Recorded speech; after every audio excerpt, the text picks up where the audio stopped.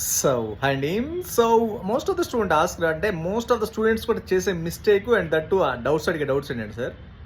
So రష్యాలో ఎలాంటి university select చేసుకోవాలి అని అడుగుతున్నారండి. సార్ రష్యాలో మీరు ఏ యూనివర్సిటీ సెలెక్ట్ చేసుకున్నారు? ఫస్ట్ ప్రయారిటీ వచ్చేసరికి మంచి యూనివర్సిటీస్, టాప్ ఎండ్ యూనివర్సిటీ అంటే నేషనల్ రీసెర్చ్ యూనివర్సిటీస్ అండి.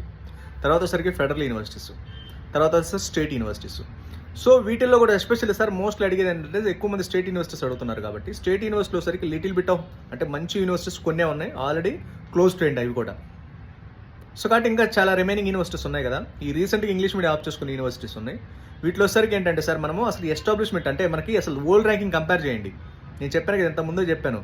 సో ఇవన్నీ మిగిలిపోయినాయి కాబట్టి వాటిలో వరల్డ్ ర్యాంకింగ్ ఏంటి, అసలు ఎన్ని బ్యాచ్లు ఎంబీబీఎస్ బయటకు వచ్చినాయి, అసలు compare to remaining universities. Budget చూడదు సార్, ఫస్ట్ మీరు బడ్జెట్ చూడదు. ఎందుకంటే రేపు నెక్స్ట్ ఎగ్జామ్ అవ్వచ్చు, లేకపోతే యూఎస్ఎంఎల్ఈ క్రాక్ చేయాలంటే మంచి సబ్జెక్ట్ ఉండాలి.